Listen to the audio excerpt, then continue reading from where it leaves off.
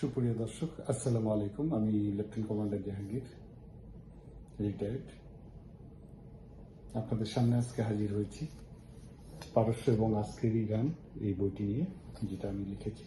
চেষ্টা করেছি খ্রিস্টপূর্ব 550 খ্রিস্টাব্দ থেকে 2026 সাল পর্যন্ত মধ্যপ্রাচ্যে পারস্য এবং ইরান কিভাবে টিকে আছে, আজকের ইরান, আধুনিক ইরান, সেই বিষয়টিকে ক্ষুদ্র প্রয়াসে একটু উপস্থাপন করবার চেষ্টা করেছি।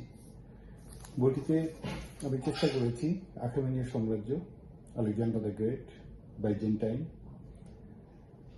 ইসলামিক শাসন, খেলাফত আন্দোলন, সাসানীয়, মধ্যযুগ, কাজার যুগ, পাহলবি, সাফাবি আন্দোলন, এরপরে অটোম্যান সাম্রাজ্য,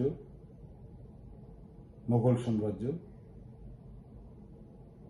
প্রথম বিশ্বযুদ্ধ, দ্বিতীয় বিশ্বযুদ্ধের কিছু অংশ, এবং শেষ পর্যন্ত 1979 সালে ইসলামিক রিভলিউশন যেটা ঘটেছিল, যেখানে খামেনির শাসন নতুনভাবে ইরানকে যে উদ্দীপ্ত করেছিল, রাজতন্ত্রের অবসান ঘটিয়ে ইসলামিক একটি শাসন ব্যবস্থা, ধর্মীয় সর্বোচ্চ নেতার মাধ্যমে যে শাসন ব্যবস্থা চালু করেছিল।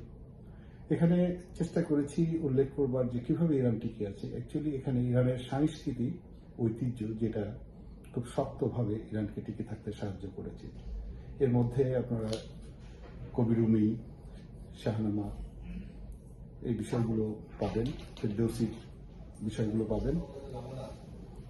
সেই বিষয়গুলো একটু ক্ষুদ্র প্রয়াসে উল্লেখ করবার চেষ্টা করেছি। আশা করি বইটা পড়বেন। বইটি পাবেন আপনারা জাহাজ বিডি ইউটিউব চ্যানেলে এবং আমার ফেসবুক পেজ জাহাঙ্গীর আলম, এখানে পেতে পারেন। তো আশা করি আপনারা বইটি পড়বেন, কিছু জ্ঞানের অনুসন্ধানের চেষ্টা করেছি। ধন্যবাদ সকলকে।